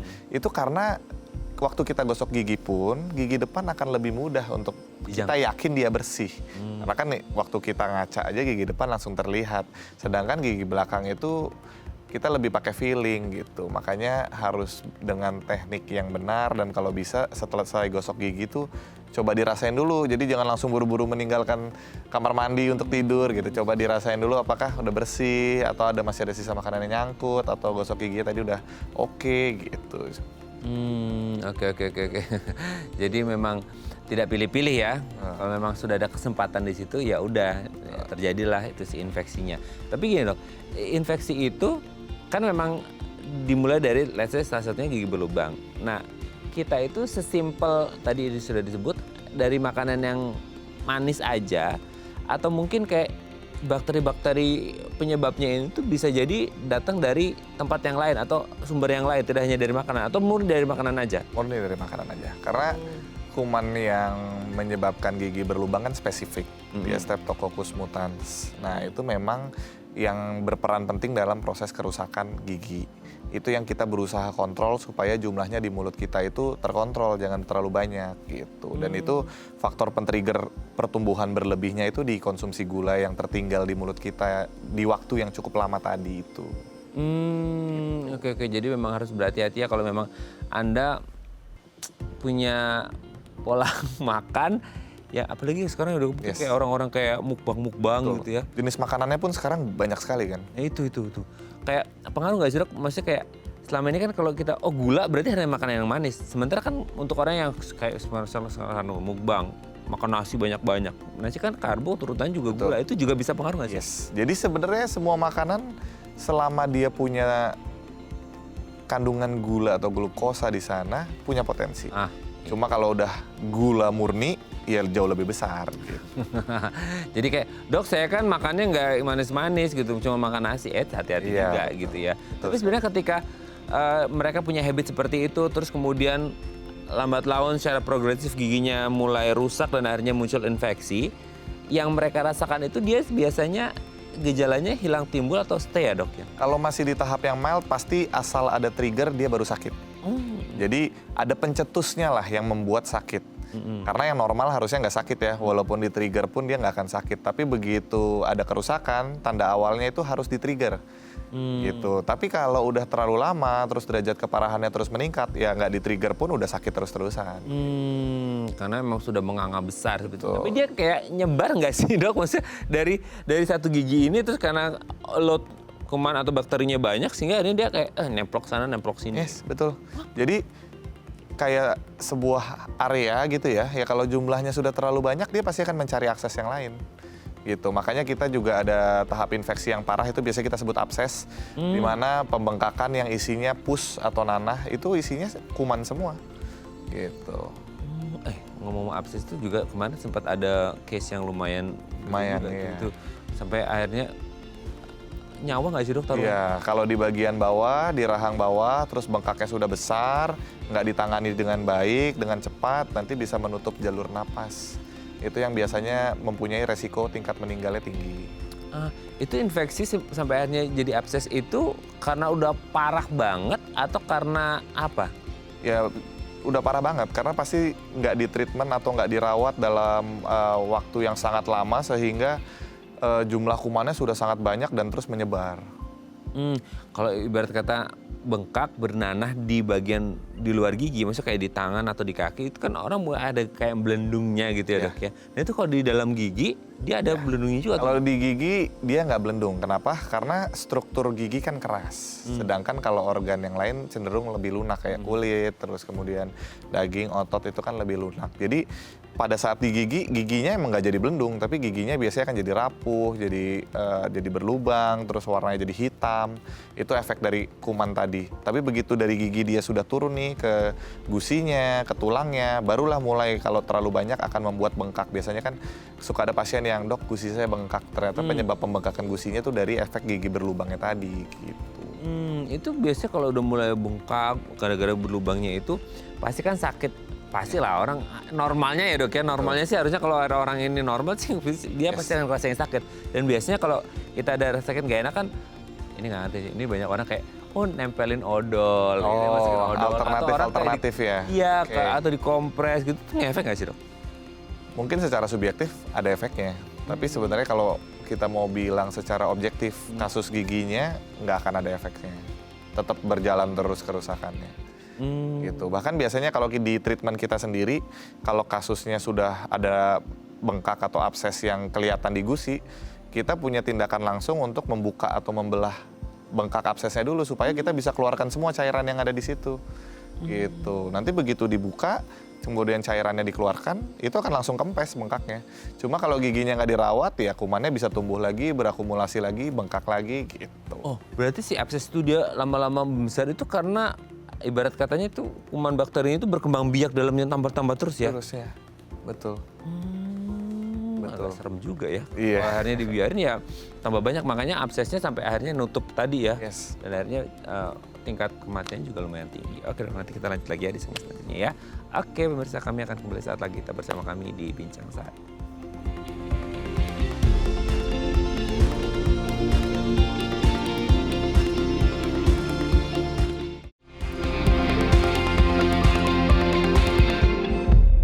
Baik, karena masih bersama kami di Bincang Saat dan kita masih membahas tema kita hari ini seputar infeksi gigi. Kalau Anda punya pertanyaan seputar tema kita hari ini, boleh ya tanya-tanya di 021-290-3244 atau di Instagram kami di @bincangsaat.tv. Kita masih bersama dengan Dr. Gigi Munar Setiadi dari Rumah Sakit Permata Depok. Oke, dok, tapi kalau kita ngomong kayak gigi, ini kan mungkin nggak sih kalau penyakit-penyakit yang lain kan mungkin kayak penyakit ini terjadi atau terjadi perburukan gara-gara dia punya komorbid tertentu gitu ya. Nah kalau infeksi gigi atau kerentanan orang ini giginya rusak dan akhirnya terjadi infeksi, ada nggak sih sama penyakit-penyakit yang lain? Misal nih yang paling banyak kan kayak diabetes gitu ya, atau beberapa penyakit yang lain tuh bisa saling berhubungan nggak? Yes, bisa. Oh, Tapi kalau di kasus diabetes atau gula darah tinggi biasanya lebih ke gusinya. Karena balik lagi gigi itu kan struktur keras ya. Jadi gigi itu mirip kayak gedung lah. Jadi di dalam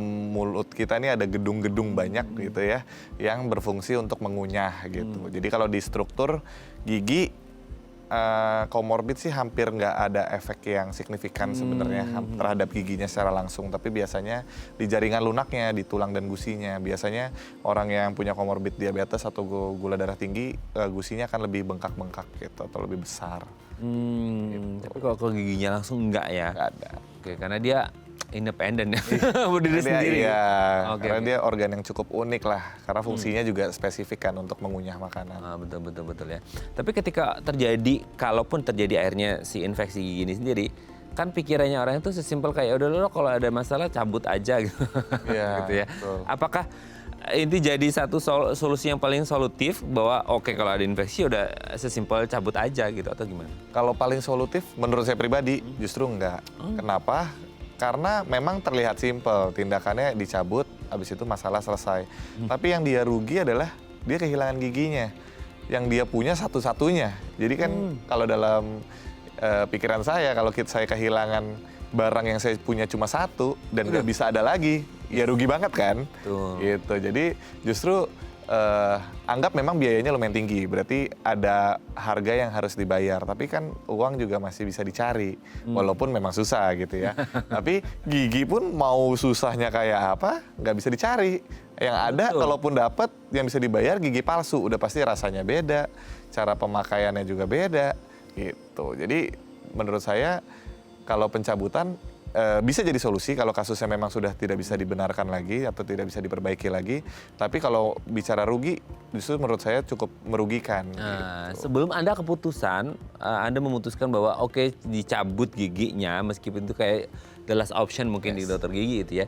Kan sifatnya preventif, bahwa kita harus screening dulu. Betul. Even nggak ada simptom apapun, bisa nggak sih dok kita ke dokter gigi bahwa oh ini kayaknya memang belum ada simptom, tapi ini kerentanan menuju ke sana, bisa nggak?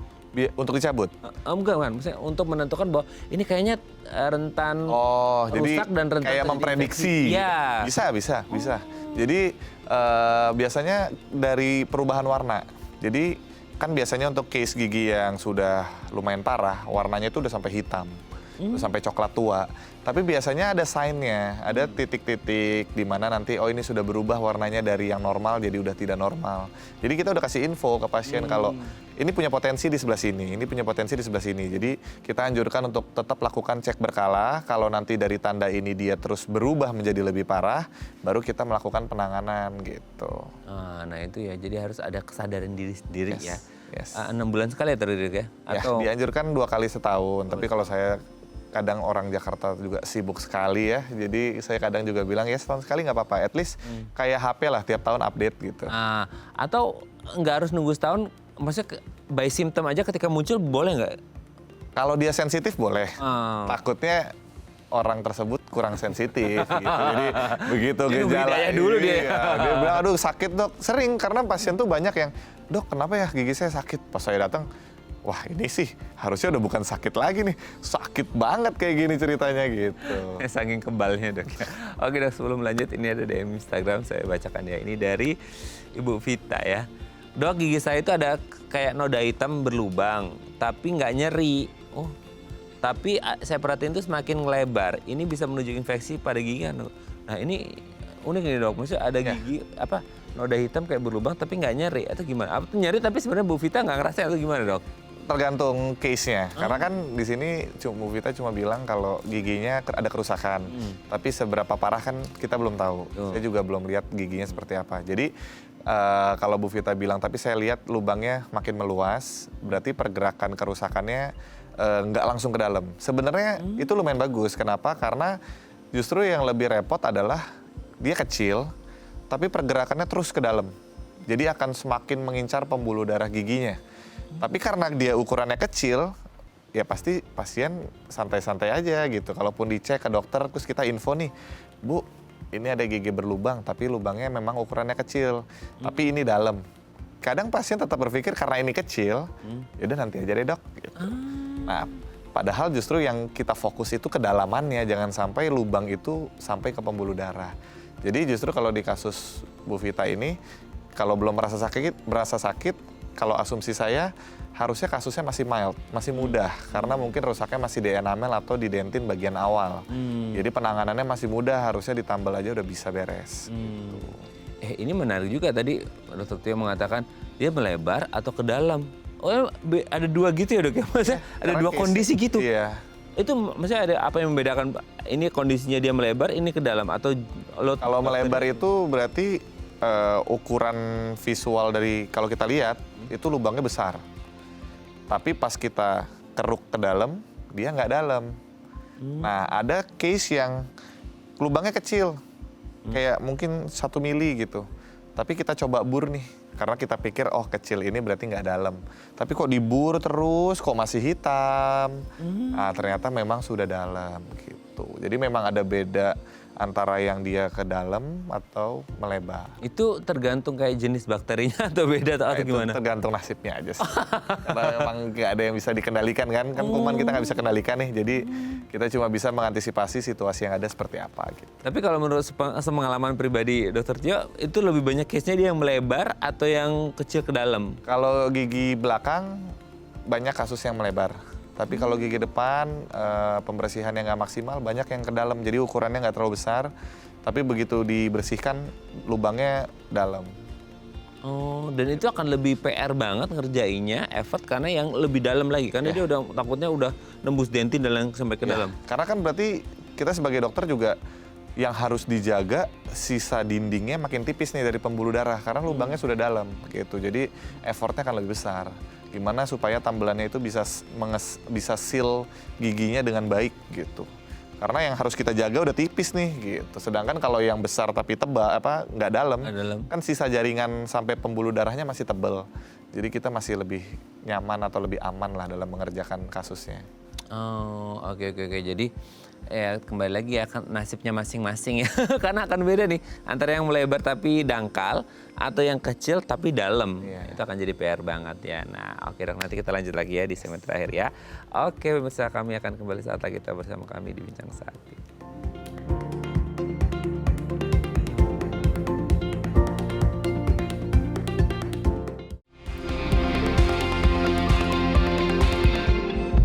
Baik, karena masih bersama kami di Bincang Sati dan kita masih membahas tema kita hari ini seputar infeksi gigi, masih bersama dengan Dr. Gigi Munarsetio Adi dari Rumah Sakit Permata Depok.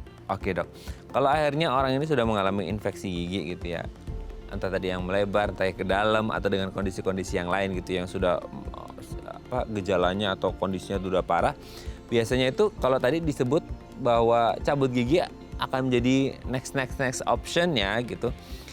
Opsinya apa aja sih ketika terjadi infeksi? Yang pertama pasti selesaikan infeksinya dulu kan Dok. Nah itu selesai infeksinya dulu, itu dengan cara apa? Plus setelahnya yang berlubang ini harus diapain itu gimana? Nah jadi untuk proses restorasinya ya, untuk pengembalian fungsi giginya. Jadi kalau kasusnya masih mild, masih di lapisan enamel dan di lapisan dentin, itu kita cuma perlu bur, kita buang jaringan yang sudah terinfeksi, sampai kita lihat, oh jaringan ini udah sehat. Begitu jaringan sehatnya kita udah bisa lihat, baru kita mulai proses penambalan. Nah kalau masih kecil, biasanya restorasinya kita bisa carving langsung di mulut pasien, di giginya. Itu biasanya kita sebut direct atau penambalan langsung. Tapi kalau ternyata lubangnya udah besar nih, biasanya penambalan langsung itu punya resiko akhirnya nggak bertahan lama atau area yang di cover sudah terlalu luas. Nah itu juga ada bahan restorasi atau penambalan yang kita buat di luar mulut pasien. Jadi biasanya kita cetak dulu. Jadi kita di luar nih udah punya replika mulut pasien atau gigi pasien yang berlubang. Baru kita buat dari material yang lebih kuat lagi. Jadi udah jadi tambelannya di luar, baru kita fit and proper di mulut pasiennya. Baru ibaratnya habis itu ditempel. Nah itu metode yang umum lah untuk kasus belum kena pembuluh darah. Tapi kalau udah kena pembuluh darah, mau nggak mau kita harus perawatan syaraf atau perawatan saluran akar, di mana nanti syarafnya itu kita ambil karena sudah terinfeksi. Jadi kan giginya udah nggak punya nih syarafnya.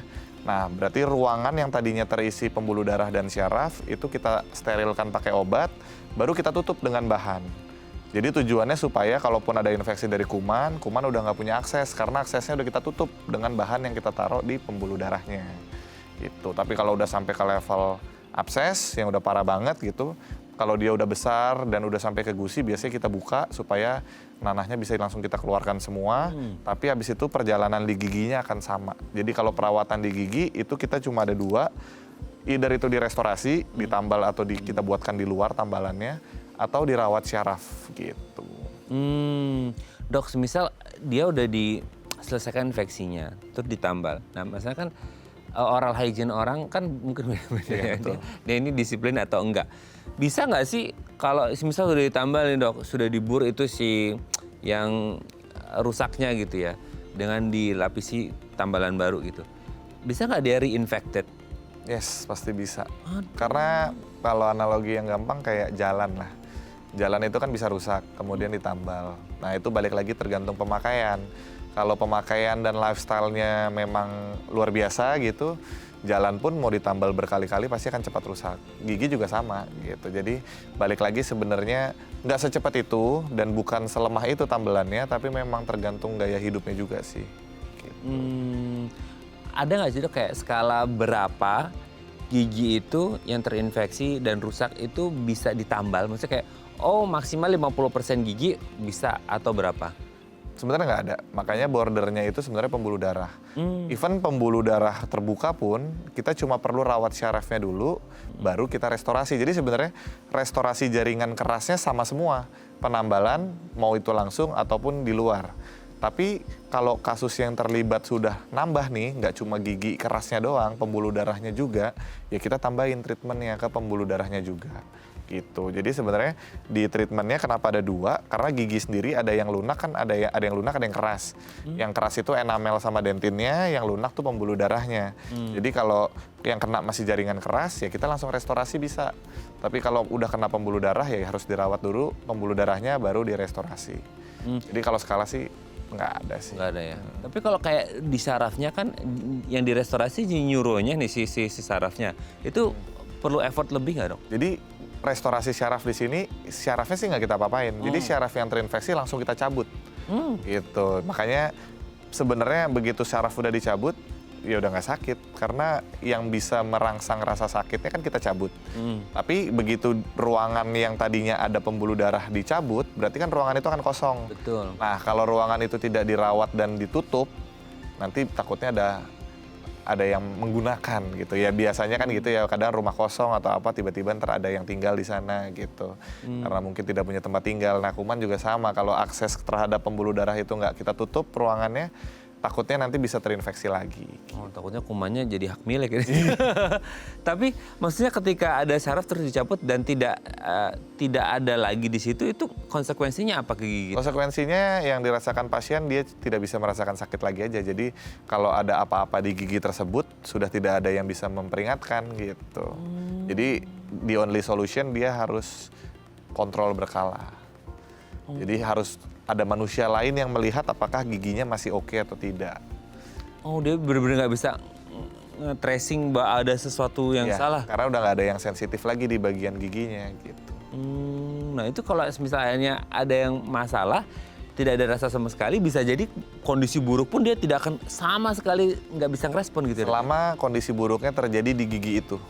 Kalau kondisinya sudah terlalu buruk sampai dia keluar dari giginya, maksudnya udah ke tulang atau ke gusi, nanti dia akan rasakan sakit lagi. Tapi yang memberikan rasa sakit bukan gigi tadi, udah organ yang lain. Gitu. Tapi itu mungkin berasalnya dari gigi tadi ya? Betul. Aduh, ya makanya jadi harus berhati-hati kalau memang sudah ada gejala-gejala yang nggak enak, Yes. memeriksa ya. Jadi jangan nunggu mengko-mengko. Mengko itu bahasa Jerman dong. Oh. Nanti gitu ya. Oke, thank you Dr. Tio hari ini. Terima kasih. Mungkin bekal untuk Anda yang akan merayakan Idul Fitri gitu ya, supaya nanti makannya dijaga. Mau makan yang manis, gak manis, kalau ada kandungan karbonya juga bisa jadi gula gitu ya. Supaya gigi Anda tetap sehat. Kalaupun ada lubang, segera ditambah supaya nggak semakin memburuk dan terjadi infeksi gigi. Oke Dok, thank you Dok. Sehat terus. Salam untuk terima kasih keluarga di rumah banyak dan juga. teman-teman di Rumah Sakit Permata Depok. Selamat liburan juga ya Dok. Oh iya, selamat liburan juga. Betul. Oke pemirsa, itu tadi perbincangan kita dengan Dr. Tia. Semoga bermanfaat ya. Dan jangan lupa untuk terus menyaksikan konten-konten inspiratif kami di platform Daai Plus. Saya Raden Matias pamit. Sampai jumpa dan selamat kembali beraktivitas di hari Kamis yang indah ini. Sekali lagi selamat Hari Raya Nyepi untuk Anda yang merayakan dan selamat melakukan perjalanan mudik untuk Anda yang merayakan Idul Fitri. Sampai jumpa dan hati-hati di jalan. Terima kasih Dok.